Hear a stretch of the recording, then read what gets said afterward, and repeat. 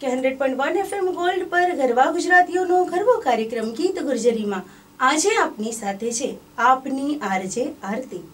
મિત્રો સૌ પ્રથમ આપ સૌ શ્રોતાજનોનું શ્રીફળના જળ જેવું મીઠું પીનું સન્માન કરું છું। खूने जिगर से रंज के शोले बुझाई हूँ, खूने जिगर से रंज के शोले बुझाई हूँ, दुनिया समझ रही है कि मैं मुस्कुराई हूँ। वाह वाह वाह। खूने जिगर से रंज के शोले बुझाई हूँ, दुनिया समझ रही है कि मैं मुस्कुराई हूँ।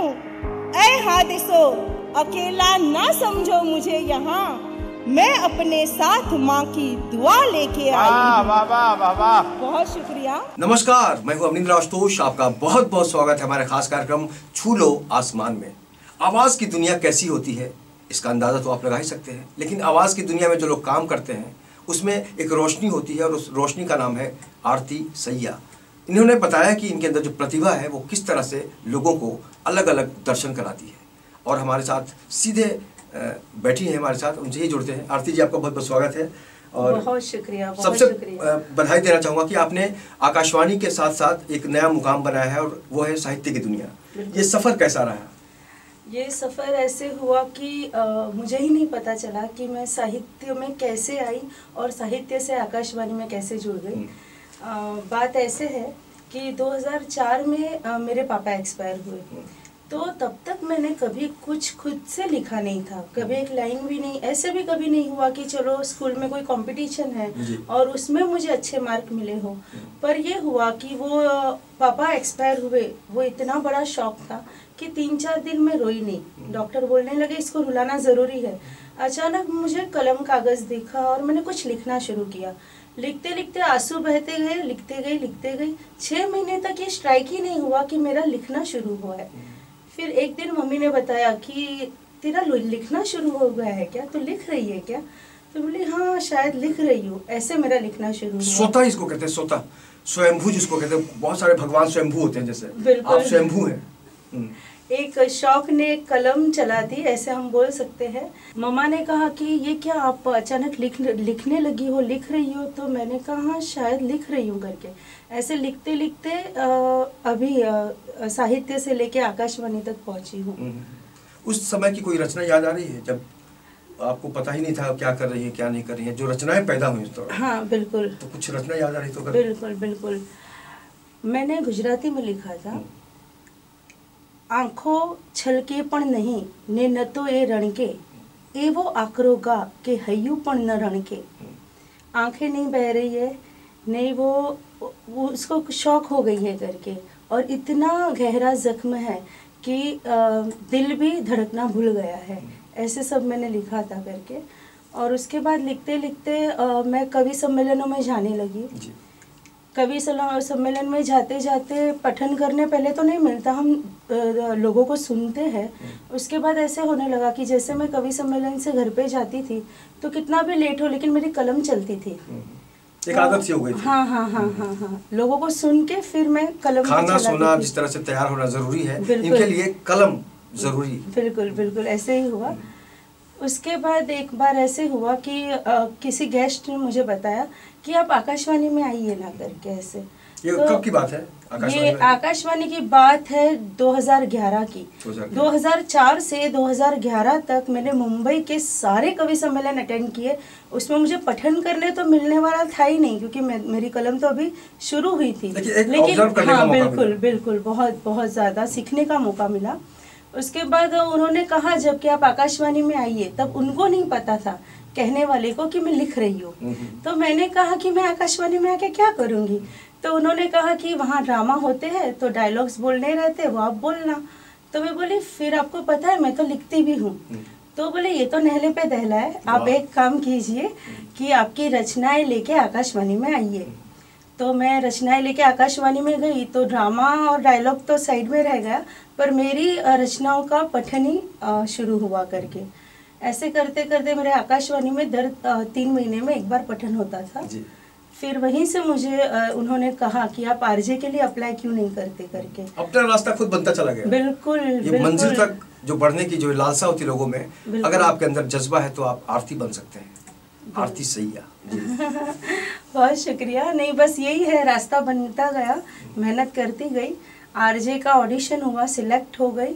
और उसमें भी ऐसे हुआ कि आरजे के लिए तभी एज लिमिट थी 35। और मुझे जब आरजे का ऑडिशन के लिए फ़ोन आया, वो लास्ट डेट था अप्लाई करने के लिए, और मैंने लास्ट डे पे अप्लाई किया। और उसके बाद 2 साल के बाद ऑडिशंस ओपन होते हैं, तो तब मैं अप्लाई नहीं कर पाती, फिर मैं 35 क्रॉस कर जाती। तो नसीब ने साथ दिया और ये सफ़र ऐसे रहा। कर्म करती हैं तभी आप नसीब को बिल्कुल का नाम ले सकती हैं। बिल्कुल। आप इंटरनेशनल हो गई हैं, इसके अलावा आपने वर्ल्ड रिकॉर्ड तोड़ा। बिल्कुल। ये बताइए, अनुभव कैसा रहा जब मुशायरा हुआ, बहुत लंबा चौड़ा, इस तरह का पहले कभी नहीं हुआ? नहीं, कभी नहीं। वो कैसा अनुभव रहा आपका? वो बहुत अच्छा हुआ। वो ऐसे हुआ कि दिल्ली से 1.5 घंटे दूरी पे दादरी है। दादरी पे ये हिंदुस्तान का सबसे बड़ा मुशायरा हुआ। तो ये नॉन स्टॉप इतने दिनों तक without break of a single second, ये 3-4 दिनों का मुशायरा सोच सकते हैं आप। हाँ, दिन रात लगातार चालू था। इसमें सिलेक्ट होना बहुत बड़ी बात थी। कैसे था कि बहुत सारी एंट्री आई थी, फिर उन्होंने एंट्री स्टॉप कर दी थी। उसके बाद हिंदी उर्दू शायरों का सिलेक्शन हुआ था। उर्दू शायर करीबन 500 तक रहेंगे, 603 शायरों में से 100 शायर हिंदी रहेंगे, और मैं एक ही थी जो कच्ची या जैन शायरा थी। और मेरा ऐसे हुआ कि मैंने ये आकाशवाणी और लिखते लिखते मैंने उर्दू सीखना शुरू किया था। ये उर्दू सीखना जो शुरू किया, वो तो बिना वजह ऐसे ही शुरू किया कि चलो गज़लें लिखते हैं तो कोई अल्फाज मिल जाएंगे, लिखना अच्छा होगा। और ये जब मेरा वहाँ पे सिलेक्शन हुआ 603 में, तो सबसे बड़ी बात यह है कि मुंबई से मैं ही थी वहाँ पे, और हिंदी उर्दू शायरों के बीच में एक जैन शायरा थी। और वहाँ का आप पूछेंगे अनुभव तो बहुत अच्छा था, अमेजिंग। घमंड भी आ गया था क्या कि मैं बिल्कुल नहीं, जरा नहीं ऐसे लग रहा है आपको? नहीं, कई बार होता है लोगों को लगता है नहीं आई एम द बेस्ट। नहीं, बिल्कुल नहीं, ये तो कभी नहीं आएगा। उपलब्धि रही आपके लिए, बहुत बड़ी उपलब्धि रही, खुश हूँ उसके लिए। लेकिन घमंड की बात मेरे में कभी नहीं आएगी। इसकी वजह ये है कि पापा की डेथ वो मेरी कलम का रास्ता बनी है। तो कितनी भी ऊंचाइयां मुझे गहरी खुशी नहीं दे सकती, क्योंकि दिल के अंदर बहुत गहरा जख्म है। फिर वहाँ पे जो था, हर एक सेशन दिया गया था, सबको अपनी अपनी डेट, अपने अपने टाइम दिए गए थे। डॉक्टर राहत इंदौरी, डॉक्टर कमर सुरूर, विष्णु सक्सेना जैसे ऊंचे साहित्य, बड़े नामचीन लोग आए थे वहाँ पे। बिल्कुल। और उनके साथ हमने जब पठन किया, तो मैंने वहाँ पे शुरुआत भी ऐसे ही की है कि मैं जैन समाज से हूँ, मैं जैन हूँ, और मैं उर्दू सीख रही हूँ क्योंकि मैं उर्दू को मोहब्बत करती हूँ, उर्दू को चाहती हूँ। उर्दू से इश्क हो गया है। जी। कोई रचना सुनाइए जिसको आप बहुत ज्यादा पसंद करती हैं और लोगों को अच्छा लगता है। बिल्कुल। एक गजल सुना देती हूँ, मतला देखिए। मेरी खामोश मोहब्बत से बगावत ना करो, मेरी खामोश मोहब्बत से बगावत ना करो, आंसू दिल की ज़मीं छोड़ के हिजरत ना करो। वाह वाह वाह, बहुत शुक्रिया। बहुत बढ़िया। मैंने उर्दू के मुसल्ले पे गज़ल लिखी है, मैंने उर्दू के मुसल्ले पे गज़ल लिखी है, बेवजू हो के मेरे शेर समाअत ना करो। वाह वाह।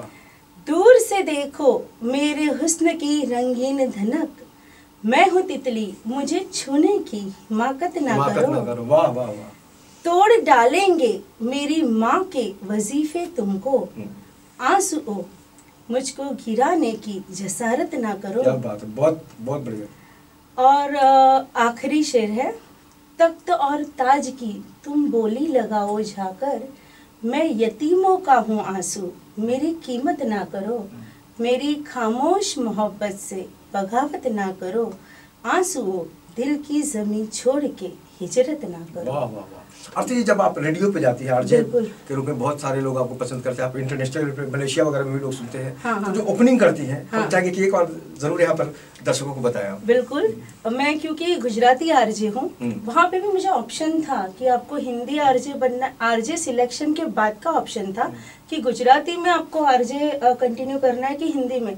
तब मैंने ये चाहा कि हमारी मातृभाषा डाउन हो रही है, हिंदी भाषा तो चलो कि अपनी नेशनल लैंग्वेज है, वो आगे है, तो मैंने कहा था कि नहीं, मुझे गुजराती में ही आरजे कंटिन्यू करना है। तो ओपनिंग अनाउंसमेंट मेरी ऐसे होती है કે 100.1 FM ગોલ્ડ પર ગરબા ગુજરાતીઓનો ગરબો કાર્યક્રમ ગીત ગુર્જરીમાં આજે આપની સાથે છે આપની આરજે આરતી। મિત્રો, સૌ પ્રથમ આપ સૌ શ્રોતાજનોનું શ્રીફળના જળ જેવું મીઠું ભીનું સન્માન કરું છું।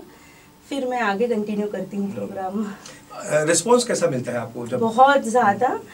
कैसे है कि जो लिसनर्स आकाशवाणी से जुड़े हैं वो सालों से आज तक जुड़े हैं। 100.1 FM गोल्ड DTH पे ऑल ओवर इंडिया सुनाई देता है और FM गोल्ड पे मुंबई कवर करता है। तो हमें लिसनर्स घिर के जंगलों से भी हमें फोन आते हैं, तब हम शॉक हो जाते हैं कि वहाँ पे भी ज्यादा शेर है। घिर के जंगल शेर के जंगल से फोन आना मतलब समझ सकते हैं। तो सच में बहुत फोन आते हैं और लिसनर्स जो नॉन गुज्जूस है, गुजराती नहीं है, उन लोग भी ये कार्यक्रम सुनते हैं। और स्पेशली मेरे प्रोग्राम में ये होता है क्योंकि मैं राइटर हूँ, तो सरस्वती की कृपा से मैं खुद वो पूरा प्रोग्राम लिखती हूँ।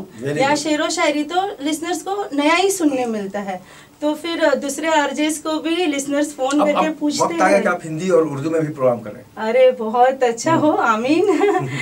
तो लिसनर्स पूछते हैं कि आरती कब आने वाली है, उनका शो सुनना है।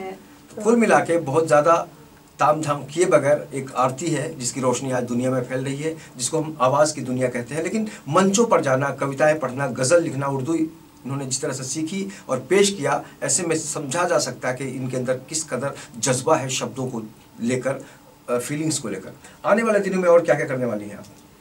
मैं MA कर रही हूँ, वो गुजराती लिटरेचर में कर रही हूँ। MA पार्ट 2 चालू है, तो मुझे PhD करना है। अगर डॉक्टर बन जाएंगी, खुदा ने बरकत दी, आप सबकी दुआ रही तो जरूर बिल्कुल जरूर बनूंगी, आमीन।